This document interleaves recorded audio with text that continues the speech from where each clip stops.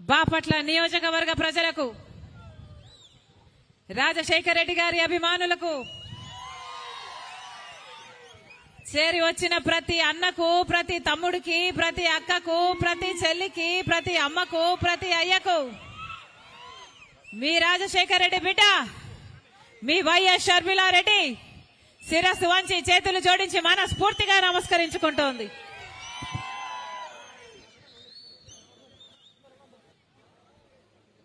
ఈరోజు దారిలో వస్తుండగా బాపట్లకు సంబంధించి ఒక అన్నతో మాట్లాడడం జరిగింది. ఏమన్నా ఎలా ఉంది బాపట్ల పరిస్థితి ఎలా ఉంది అని అడిగాం.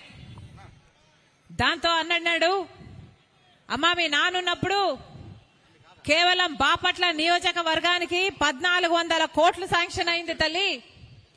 ఆ రోజుల్లో ఎన్నో అభివృద్ధి పనులు జరిగాయి.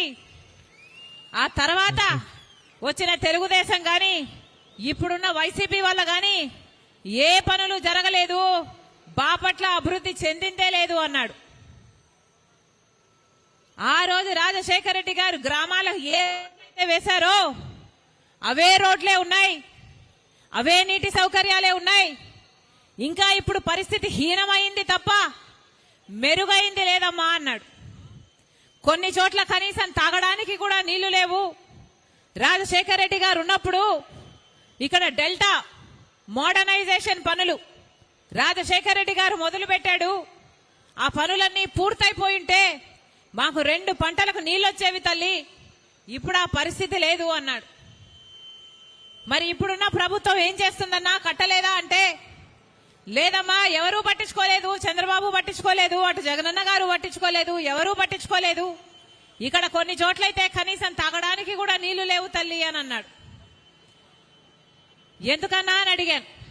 ఎందుకంటే ఏం చెప్పమంటావు తల్లి, ఇక్కడున్న అధికార పక్షం నాయకులు, ఎమ్మెల్యే, ఎంపీ వీళ్ళంతా బిజీగా శాండ్ మాఫియా, ఇసుక మాఫియా చేస్తున్నారు అని చెప్పాడు. నిజమేనా? నిజమేనా? మీరే చెప్పాలి. మీ నియోజకవర్గం కదా, మీ గురించి పట్టించుకుంటున్నారా లేకపోతే వాళ్ళు బిజీగా ఇసుక మాఫియా చేసుకుంటున్నారా? కనీసము కెనాల్స్ మోడర్నైజేషన్ కాదమ్మా, కట్టలు కట్టడం కాదు కదా, ఉన్న కట్టలు కూడా కూలగొట్టి ఆ ఇసుకను కూడా అమ్ముకుంటున్నారు అని చెప్పాడు. నిజమేనా? ఇది ఎక్కడ పరిస్థితి అన్నా అని అడిగాను. మరి రాజశేఖర రెడ్డి గారి ఆశయాల కోసం నిలబడ్డారు కదన్నా వీళ్ళంతా, రాజశేఖర రెడ్డి గారి ఫోటో పెట్టుకుని ప్రచారం చేశారు కదన్నా, మరి ఎందుకు చేయడం లేదు అని అడిగాను. ఎక్కడ రాజశేఖర రెడ్డి అమ్మా? ఇక్కడి నాయకులే రాజశేఖర రెడ్డి గారి విగ్రహం ఎక్కడ సీల్ మార్కెట్ లో పెడతామంటే రాజశేఖర రెడ్డి గారి విగ్రహం పెట్టడానికి స్వయంగా వైసీపీ నాయకులే అడ్డుకుంటున్నారు అని చెప్పారు. మరి ఇదేనా రాజశేఖర రెడ్డి గారి ఆశయాలను నిలబెట్టడం అంటే? ఎలా ఉన్నది రాజశేఖర రెడ్డి గారి సంక్షేమ పాలన? రాజశేఖర రెడ్డి గారి సంక్షేమ పాలనలో రైతే రాజు. రాజశేఖర రెడ్డి గారి సంక్షేమ పాలనలో వ్యవసాయం పండుగ. ఆ రోజు రాజశేఖర రెడ్డి గారు ముఖ్యమంత్రిగా ఉంటే రైతులకు రుణమాఫీ చేశాడు. రైతులకు ఏ కష్టం వచ్చినా ఆదుకున్నాడు. రైతులకు అయ్యే పెట్టుబడి ధర తగ్గించాడు. వచ్చే రాబడిని రెట్టింపు చేశాడు.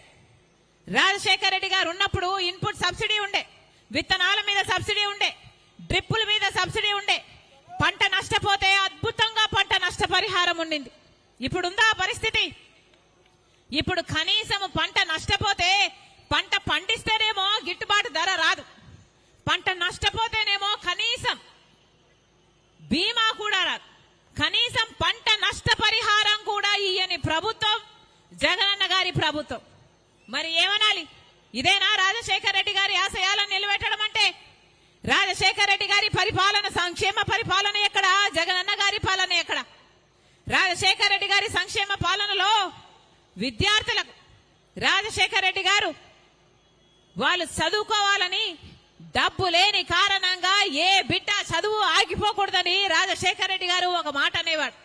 ఏమనేవాడు? మీరు ఏది కావాలంటే అది చదువుకోండి, మీరు డాక్టర్ అవుతారా, మీరు ఇంజనీర్ అవుతారా, మీరు ఎంబీఏ చేస్తారా, మీరు ఎంసీఏ చేస్తారా, మీరు ఏది కావాలంటే అది చదువుకోండి, ప్రభుత్వమే ఉచితంగా చదివిస్తుంది అన్నాడు రాజశేఖర రెడ్డి గారు. అది ఫీజు రీఎంబర్స్మెంట్. రాజశేఖర రెడ్డి గారు ఉన్నప్పుడు ఎంతమంది పేద బిడ్డలు డాక్టర్లు, ఇంజనీర్లు, ఎంబీఏ లక్షణంగా చదువుకున్నారు, ఈ రోజు లక్షణంగా ఉద్యోగాలు చేసుకుంటున్నారు. ఇప్పుడు ఫీజు రీఎంబర్స్మెంట్ లేదు. కూలీ నాలీ చేసుకుని కన్న తల్లిదండ్రులే వాళ్ళ డబ్బులు కూడబెట్టుకుని అప్పులు చేసి ఆ బిడ్డలను చదివిస్తే కనీసం ఉద్యోగాలు వస్తున్నాయా అంటే ఉద్యోగాలు కూడా లేవు. ఈరోజు మన రాష్ట్రంలో 19 లక్షల మంది విద్యార్థులు చదువుకున్నారు కానీ ఉద్యోగాలు లేక నిరుద్యోగంతో బాధపడుతున్నారు. చిన్న చిన్న ఉద్యోగాలు ఆఖరికి 10,000, 12,000 ఉద్యోగాలు చేసుకుంటున్నారు అంటే మరి ఆ పాపం ప్రభుత్వానిది కాదా? ఎన్ని ఉద్యోగాలు వేశారు? ఎంతమందికి భర్తీ చేశారు?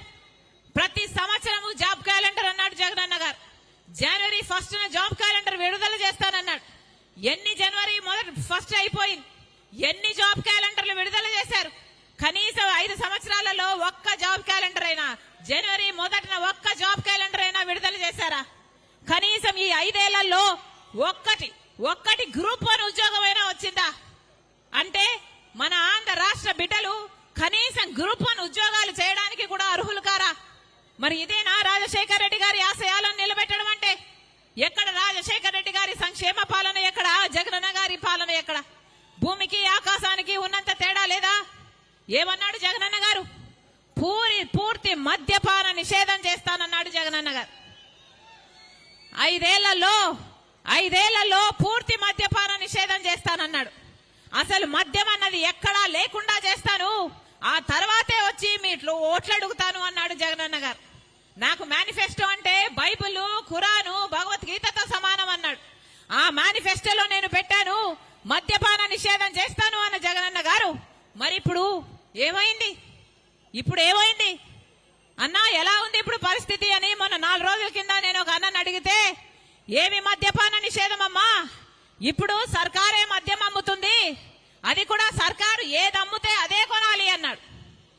అదేంటన్నా అంటే ఇప్పుడు కొనాల్సింది వేరే బ్రాండ్లు ఏం దొరకవమ్మా, ఏదో బూమ్ అంట,